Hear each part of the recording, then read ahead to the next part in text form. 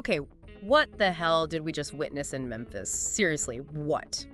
Right. That wasn't just basketball. No, it felt like a possession or something. Like Stephen Curry turned into this goddamn basketball demon. The numbers alone are just staggering. 52 points.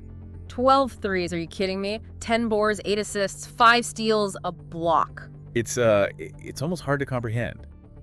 Like a video game stat line. But it wasn't a game. It was real, and the message was crystal clear, wasn't it? Oh, absolutely. Loud and clear. Just screaming, I am still him! You know, all that talk about father time, him slowing down, the dynasty being over. Yeah, you hear the whispers. Well, explain that performance then. Because if that is washed up, I mean, what does that make the rest of the league? Good question. It resets the conversation, really. And look, this isn't us putting some PR spin on it. It felt different. It felt demonic. That's a strong word, but watching it. It fits. And make no mistake, this wasn't like some nice farewell tour wave. This felt like war. A declaration for sure. So yeah, today's deep dive, we're zeroing in on this game. This one. Unbelievable performance. What exactly happened out there? Exactly. We've got, the chance now to really break it down. Go beyond just the box score. Right. And try to understand what made it so impactful, what it means for Curry, for the Warriors, going forward. Okay, so let's set the scene a bit. Before this game, the talk around Curry, it wasn't exactly positive, was it? No, not universally. There were definitely questions being asked. Yeah, the source material we looked at reminds us people were saying he's declining, he looks tired, he's not 2016 Steph anymore. And specifically mentioning Memphis, right, where he'd struggled. Exactly, on that same court. Yeah. So does that contrast, that backstory, make this explosion even more shocking? Absolutely. I think it has to. The context of those struggles, the doubts, it just amplifies what he did. It wasn't just a great game out of nowhere. It felt like a response, like a direct rebuttal. And returning to a place where you've had trouble and just completely dominating, that tells you something about the mindset. And the way the source describes it, it wasn't just, oh, he proved the critics wrong. It uses phrases like unleashed hell. Right. Intense language. Yeah. And a resurrection of his inner beast. I mean, that's pretty heavy stuff for a basketball game. What do you make of that? Well, it's dramatic, obviously. Yeah. But sometimes, language like that is the only way to capture the feeling of watching it. Okay. That level of dominance, that intensity. Yeah. It feels like more than just skill sometimes. It feels like something primal, maybe. Yeah, like he reached another gear entirely. I mean, the source called it straight up dark magic, not just hoops IQ, not just the system. Yeah. Pure, unfiltered rage channeled into 52 points. Like, are we still talking about basketball here?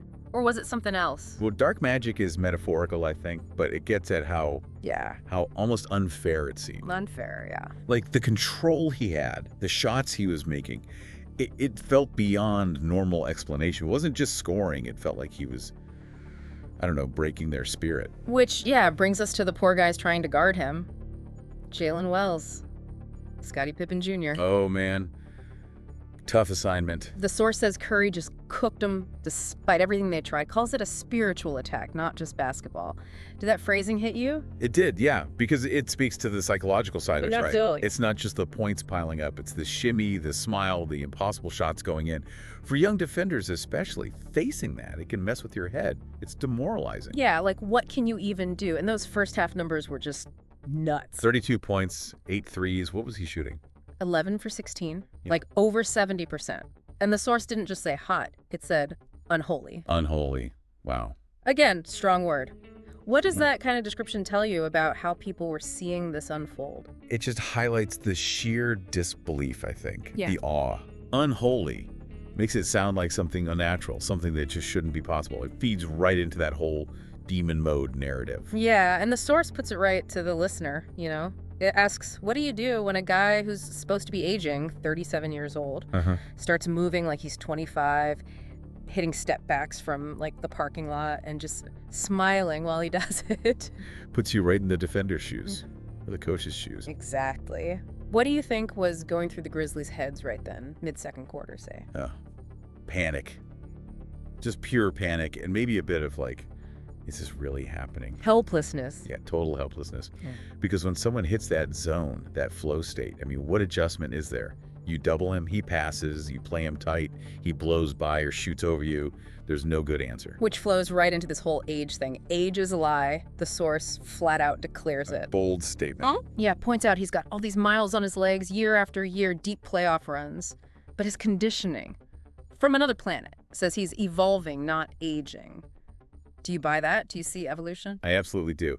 Because Curry's game, unlike maybe, a super explosive wing or bruising big man, Right. it wasn't solely built on that raw peak athleticism that fades fastest. Right. His foundation is skill, shooting, ball handling, Yeah. understanding space. Thinks it can actually get better with time. Exactly. They can be refined, perfected. Yeah. His conditioning is insane. Yeah. But look at the off-ball movement, too. The source calls it haunting. Yeah, like a ghost floating through screens. That's a great description. It is, because he never stops moving, and he's reading the defense constantly. That's not about being 25. That's about basketball genius evolving. So the conclusion there is he's not just, like, managing age. He's mocking it, spitting in its face. Yeah.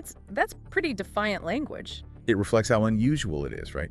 To see someone at his age, with his usage rate, maintain this level, let alone have nights like that, it really does challenge how we think about athletic primes. Okay, then the dive gets into the demon within. This is where it gets really interesting, I think. It argues the demon part isn't just the scoring, it's about breaking the other team's soul. The psychological edge. Yeah. Scoring 50 is one thing, but doing it while, like the source says, laughing, dancing, almost looking bored sometimes, that's labeled psychological warfare. And you can see it, can't you? The way it affects the opponent's body language. Totally. So is this Steph's demon mode a real thing? Is it comparable to, like, MJ's killer instinct or Kobe's Mamba mentality, a different flavor maybe? I think it absolutely is. The expression is different, sure. Jordan had the scowl, Kobe had the intensity, the jaw set. Agreed. Steph has this almost joyful destruction sometimes. But underneath it, that absolute will to dominate, to impose himself on the game, it's the same fire, just looks different on the surface. Joyful destruction, I like that. Right. Like reaching into their chests and ripping out their confidence, as the source vividly puts it. It's about taking control not just of the scoreboard, but of the entire atmosphere, the opponent's belief. So, okay. Why should the rest of the league be, like, terrified after seeing this? Forget the farewell tour talk. Yeah, this wasn't that. This felt like, the movie villain finally revealing their true power level. A warning shot. So I gotta ask the listeners, be honest with yourself. Are you ready for a Warriors team? Maybe they get healthy, maybe they add a piece? Right. And this version of Curry shows up in the playoffs. Really ready. Because a Curry playing like this changes the entire equation for Golden State. He lifts everyone. He creates so much gravity, so much space. Immense pressure. The immense pressure. If they find that consistency, and he can tap into this, they're a nightmare matchup for anyone. What do you think is their biggest question mark, even with this Steph? Yeah, consistency, health, maybe. But the source then kind of paints this picture. It fast forwards to May, playoffs. Game 6, crowd screaming, "Demon Stem" emerges. And the punchline is, the league isn't ready. Is that fair?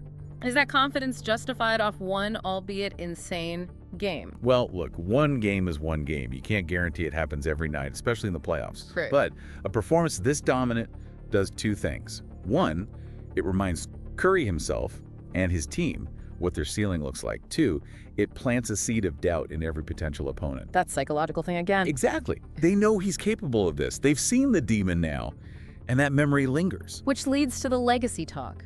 The legacy nobody wants to admit. Always a hot topic. The source basically asks, how long are we going to dance around putting Curry in the, absolute top tier, top 5 all time? It's a legitimate question now, surely. Points to the accolades, obviously. 4 rings, 2 MVPs, finals MVP. But more than that, the fact he literally changed how the sport is played.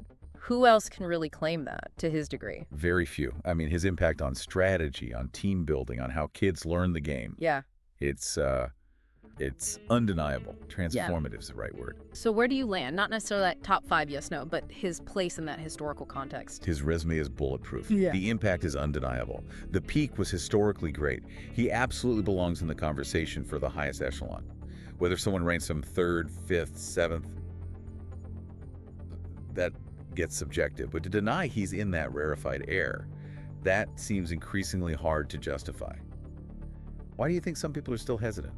Well, the source floats some ideas. Maybe it's the smiling, the perceived humility. He doesn't fit that, like, snarling alpha archetype, maybe. Narrative aspect. Yeah. Calls him a silent assassin, a smiling demon. The league still hasn't fully wrapped its head around.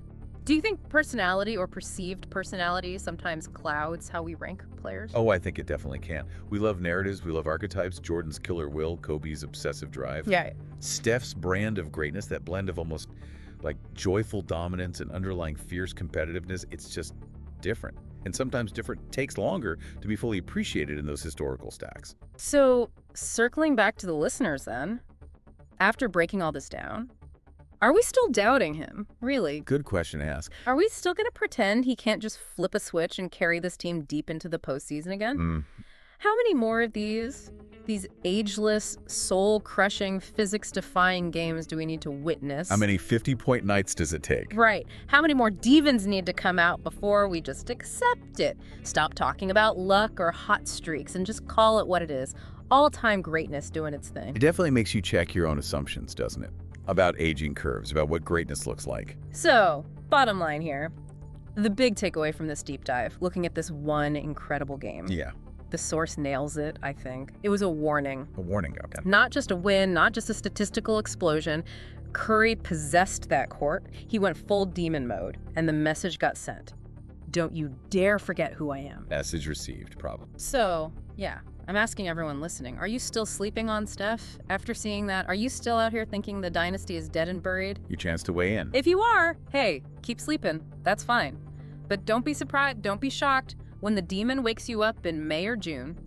He certainly showed he's capable. Steven was a demon in Memphis, period. And I've got a feeling he's not done haunting the NBA just yet. We'll be watching. Absolutely. Now, we want to know what you thought of that performance, of this breakdown. Drop your thoughts, your takes down in the comments. Definitely hit that like button if you felt that energy, that demonic power through the screen. Yeah, let us know. And please subscribe if you know what greatness really looks like, because we're going to keep diving deep, and, we're riding with the chef till the very last whistle.